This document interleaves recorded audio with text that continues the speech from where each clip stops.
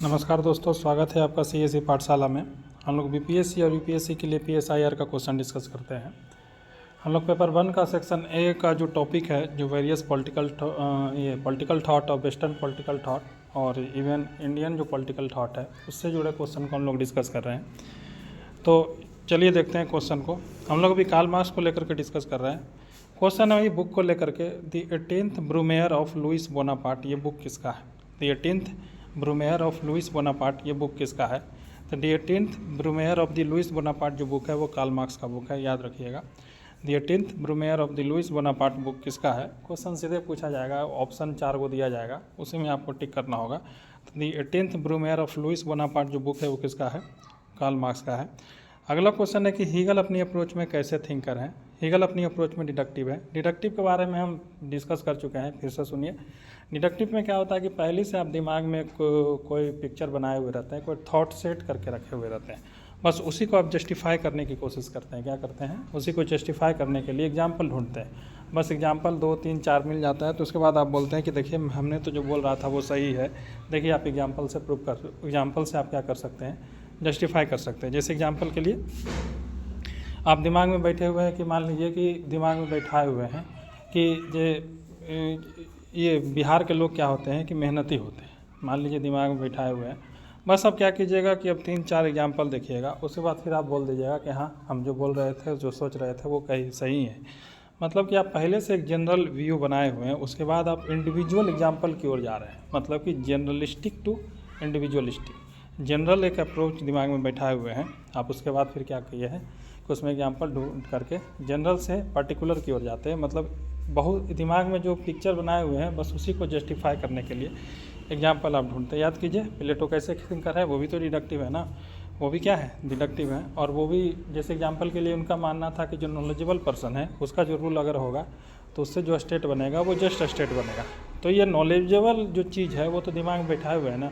उसके बाद वो बहुत सारे सिटी स्टेट को ढूंढते हैं, देखते हैं कि हाँ कहाँ नॉलेजेबल पर्सन ने रूल किया और स्टेट को अच्छा बनाया। तो उसके बाद फिर वो बोल देते हैं कि हाँ, ये हम जो बोल रहे थे वो तो सही बोल रहे थे। तो डिडक्टिव अप्रोच याद रखिएगा। जो हीगल जो अपनी अप्रोच में डिडक्टिव अप्रोच कैसे हैं, क्योंकि इन्होंने भी दिमाग में ये चीज़ बैठाए हुए हैं कि जो स्टेट है वो क्या है। जैसे एग्जाम्पल के लिए इनका कहना है कि स्टेट जो है वो सुप्रीम वर्च्यू है, एक प्रकार से क्या है? एब्सोल्यूट वर्च्यू है। तो ये चीज़ जो ये दिमाग में बैठाए हुए हैं कि स्टेट जो है वो एक प्रकार से जो है उसको भगवान ने बनाया है और ये भगवान कदम एक प्रकार से पूर्ण रूप है। तो ये चीज़ क्या है? दिमाग में बैठाए हुए हैं। उसके बाद फिर वो क्या करते हैं, इसके लिए लेकर के एग्जाम्पल देंगे, यानी कि जनरल से पार्टिकुलर की ओर जाने की कोशिश करेंगे। तो इसी कारण से यानी कि एब्सोल्यूट आइडिया जब स्टेट को मानते हैं। इसके अलावा ही बोलते हैं आइडियाज ही सुप्रीम है, आइडियाज सुप्रीम है, ना कि मैटर सुप्रीम है। मतलब कि तो ये सब चीज़ को लेकर के क्या है, एक प्रकार से हीगल अपनी अप्रोच में क्या है? डिडक्टिव है। वो पहले से दिमाग में बैठाए हुए हैं कि जो, जबकि आप भी जानते हैं कि जो स्टेट, बहुत सारा स्टेट भी है जो अपने नागरिक पर जुल्म करता है। जो फेल्ड स्टेट है वहाँ पर भी आप देखने को मिलेगा। तो हीगल जो अपनी अप्रोच में है वो क्या है? डिडक्टिव है। हीगल इज, अगला जो क्वेश्चन है, Hegel is standing on his head but he has to stand on his feet. ये देखिए, क्योंकि याद कीजिए मार्क्स क्या है? मार्क्स मैटर को रियल मानते हैं ना। इनका मानना है कि देखिए जो इकोनॉमिक जो स्ट्रक्चर है, इकोनॉमिक स्ट्रक्चर जो है वो बेसिक स्ट्रक्चर है। इकोनॉमिक स्ट्रक्चर पर अगर जिसका कब्जा होगा उसी का मेन शासन होगा। स्टेट भी उसी के कहने पर बात मानता है। अब यहाँ पर देखिए, अब यहाँ पर क्या है कि अब जो मार्क्स हैं वो आइडियाज़ को क्या मानते हैं? फॉल्स कॉन्शियसनेस मानते हैं। जैसे एग्जाम्पल के लिए, इसके लिए हमने बोला भी था कि कैपिटलिज्म क्या है? एक प्रकार से एक प्रकार से क्या है? एक प्रकार से कैपिटलिज्म भी क्या है? एक आइडियोलॉजी है ना। तो आइडियोलॉजी है तो इसने भी क्या किया है? कैपिटलिज्म वाला बोलते हैं कि आप जितना ज़्यादा मेहनत करिएगा उतना ज़्यादा फायदा होगा। लेकिन ये भी बोलते हैं कि आइडियोलॉजी फॉल्स कॉन्शियसनेस है, आइडियाज फॉल्स कॉन्शियसनेस है। क्यों? क्योंकि आप ये चीज़ मान रहे हैं कि जो जितना मेहनत कीजिएगा, लेकिन हम गरीब लोग कहाँ से मेहनत कर पाएंगे? वो तो अपने 2 टाइम के रोटी के लिए क्या करते रहते हैं? मेहनत करते रहते हैं। तो जब मेहनत करते रहते हैं तो उनके पास वक्त कहाँ है पढ़ाई करने का, लिखाई करने का, या कुछ और चीज़ में ट्रेनिंग हासिल करने का। तो इसलिए जब आइडियाज़ को अगर मान लीजिए कि ये फॉल्स कॉन्शियसनेस बोल रहे हैं मार्क्स, तो हीगल जब ये बात बोलेंगे कि आइडियाज़ ही जो सुप्रीम है, तो जब आइडियाज़ सुप्रीम है तो इसको भी बोलना पड़ेगा ना। हीगल को इनको क्या करना होगा? कार्ल मार्क्स को गलत साबित करना होगा ना। तो फिर तो आइडियाज़ ही एक प्रकार से रियल साबित हो जाएगा, जो कि मार्क्स चाहते नहीं हैं। मार्क्स चाहते हैं कि रेवोल्यूशन लेकर के आए। इसलिए Hegel is standing on his head but he has to stand on his feet, मतलब कि हीगल को अपने जो विचार है उसको परिवर्तन करना होगा। अभी वो जो बात बोल रहा है यानी कि वो अपने सर के बल खड़े हैं, लेकिन उनको पैर के बल खड़े होना होगा। यह स्टेटमेंट किसका था? यह स्टेटमेंट किसका है? तो ये मार्क्स का है। ये हीगल को लेकर के ये बात बोल रहे हैं। किसको लेकर के ये बात बोल रहे हैं? हीगल को लेकर के ये बात बोल रहा है कि जो क्या है, जो ये जो हीगल है वो अपने सर के बल खड़ा है, लेकिन उनको पैर के बल खड़ा होना होगा। यह स्टेटमेंट कार्ल मार्क्स का हीगल को लेकर के है, क्योंकि हीगल ने क्या किया है, क्योंकि हीगल स्टेट को एब्सोल्यूट वर्च्यू मानते हैं, एब्सोल्यूट आइडिया मानते हैं। अगला क्वेश्चन है, it is man that have made God rather than God that have made man. मतलब इनका मानना है कि मैन जो है उसने जो इंसान है उसने गॉड को बनाया है, न कि गॉड जो है उसने इंसान को बनाया। क्यों? क्योंकि याद कीजिए रिलीजन को क्या मानते हैं? रिलीजन को ओपियम ऑफ मासेस मार्क्स मानते हैं ना। उनका मानना है कि रिलीजन कुछ नहीं होता है। रिलीजन को जो है वो एक प्रकार से लोगों ने बनाया है ताकि ज़्यादा से ज़्यादा वर्कर क्लास का क्या हो सके, शोषण हो सके, ताकि जो वर्कर है अपना ट्रू रियलिटी को क्या करे, देख ना सके। ट्रू रियलिटी देखेगा तो वो अमीरों के खिलाफ क्या लाएगा, रेवोल्यूशन लेकर के आ जाएगा, कम्युनिज्म इस्टेब्लिश हो जाएगा। इसलिए एक प्रकार से जो गॉड जो बनाया हुआ है वो खास करके एक प्रकार से अमीरों का साजिश है गरीबों के खिलाफ। तो it is a man that have made God rather than God that have made man. यह स्टेटमेंट सीधे पूछेगा यह स्टेटमेंट किसका है, यह कथन किसका है, तो याद रखिएगा यह कथन कार्ल मार्क्स का है। अगला क्वेश्चन है कि डायलेक्टिक का कंसेप्ट सबसे पहले किसने दिया था? ये रिवीजन का क्वेश्चन। डायलेक्टिक का कंसेप्ट सोक्रेटिस ने दिया है। इनका कहना है कि देखिए कोई भी ट्रू नॉलेज है जो आपके अंदर ही विराजमान है, बस आपको खुद से डायलेक्टिक करने की ज़रूरत है। डायलेक्टिक करना मतलब कि दो थॉट आएगा, एक आएगा एक आएगा थेसिस, उसके खिलाफ जो आएगा वो एंटीथेसिस आएगा। और थेसिस और एंटीथेसिस में जो मिलता जुलता स्टेटमेंट है उसको लेकर के आगे बढ़ेगा, यानी कि सिंथेसिस बनेगा।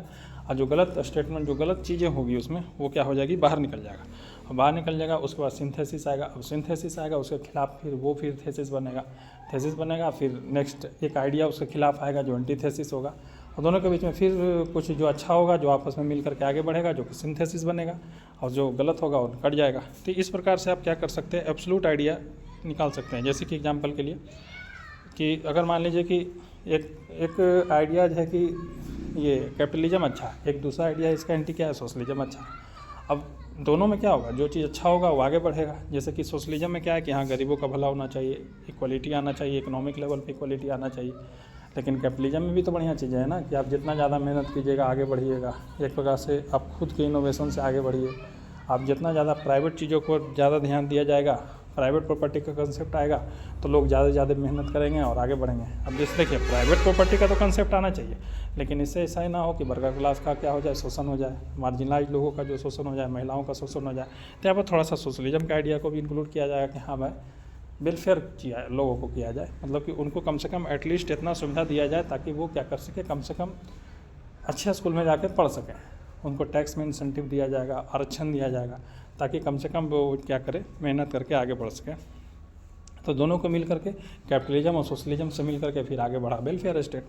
तो इस प्रकार से चीज़ें हैं। जो डायलेक्टिव का कंसेप्ट जो दिए है वो सोक्रेटिस ने दिए हैं। उनका कहना है कि आप लॉजिक लगा कर अगर कोई चीज़ों को सोचिएगा तो ऑटोमेटिक है जो आपको ट्रू नॉलेज मिलेगा। तो ये चीज़ याद रखिएगा कि डायलेक्टिक का कंसेप्ट किसने दिया था, सोक्रेटिस ने दिया था। अगला क्वेश्चन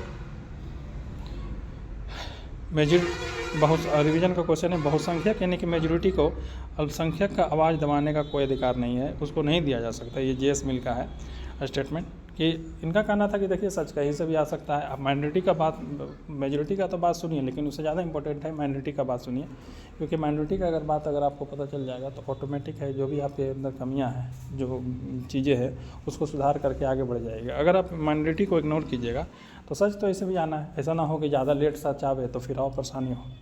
तो ये चीज़ बोलना है कि बहुसंख्यक को अल्पसंख्यक का आवाज़ दबाने का अधिकार नहीं दिया जा सकता है, जेएस मिल का स्टेटमेंट है। अगला क्वेश्चन, कम्युनिज्म का सीधा मतलब क्या होता है, क्लासलेस और स्टेटलेस सोसाइटी।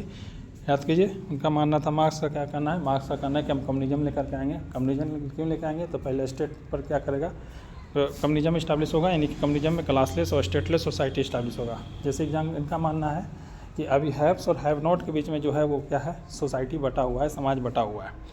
इस हैव और हैव्स नॉट को मेंटेन करके रखा है स्टेट। तो यानी कि पहले वर्कर क्लास को स्टेट पर कब्जा करना होगा, उसके बाद फिर क्या करना होगा कि अमीरों को संपत्ति लेकर के तब तक के बांटते रहना होगा तब तक कि कम्युनिज्म इस्टेब्लिश ना हो जाए। तो कम्युनिज्म में क्या है, ना क्लास होगा ना स्टेटलेस होगा, स्टेट होगा। यानी कि एक प्रकार से कम्युनिज्म जो है वो एक प्रकार से एनार्की वाला सिचुएशन। एनार्की किसको कहा जाता है? एनार्की वो सिचुएशन है जब स्टेट है ही नहीं। तो काइंड ऑफ गांधी का रामराज में भी गांधी यही बात बोलते हैं कि लोग खुद से गवर्न करें। स्टेट क्यों, स्टेट होना ही नहीं चाहिए, लोग खुद से क्या करें, गवर्न करें, आपस में खुद का पॉलिसी बनाए फिर उसको इम्प्लीमेंट करें। तो इस प्रकार से रामराज की आप संकल्पना गांधी करते थे। तो कम्युनिज्म का सीधा मतलब है क्लासलेस और स्टेटलेस सोसाइटी। अगला question, there is no law there is no liberty, यह स्टेटमेंट किसका है? यह स्टेटमेंट जॉन लॉक का है, याद रखिएगा। देयर इज नो लॉ मतलब लॉ होगा ही नहीं, तो फिर वहाँ पर लिबर्टी कैसा है? यहाँ पर भी बताए थे कि अगर मान लीजिए कि अगर लॉ नहीं होगा तो फिर क्या होगा, लोग आपस में ज़्यादा से ज़्यादा प्रॉपर्टी अचीव करने के लिए क्या करेंगे, आपस में अपने हिसाब से कानून बनाएंगे, उसको अपने हिसाब से एडजुडिकेट करेंगे, उसको अपने हिसाब से लागू करेंगे। अगर मान लीजिए कि अगर एक का बनाया गया कानून दूसरा कोई नहीं है मानेगा, ऑब्वियस सी बात है कि नहीं मानेगा। तो जब लॉ नहीं होगा तो उसके बाद फिर वापस में क्या होगा, वायलेंस होगा, समस्या होगा। इसलिए there is no law there is no liberty, यह स्टेटमेंट किसका है? जॉन लॉक का है। क्योंकि लॉ नहीं होगा तो फिर अब क्या होगा, जिसकी लाठी उसकी भैंस वाली सिचुएशन आ जाएगी ना। मतलब कि अब एक ऐसी सिचुएशन में अगर मान लीजिए कि आपके अंदर अगर डर बैठ जाएगा क्योंकि लॉ तो है नहीं, तो आप फिर कहाँ से लिबर्टी को हासिल कर पाइएगा? तो there is no law there is no liberty. ये यूपीएससी में एक बार प्रीलिम्स में भी क्वेश्चन पूछा था कि लिबर्टी का एक्चुअल मतलब क्या है, कि लिबर्टी कैसे आता है? तो जब लॉ होगा तभी लिबर्टी आएगा। तो जॉन लॉक का ये स्टेटमेंट याद रखिएगा। तो ठीक है दोस्तों, आज के डिस्कशन में बस इतना ही है। मिलते हैं अगले डिस्कशन में, तब तक के लिए धन्यवाद।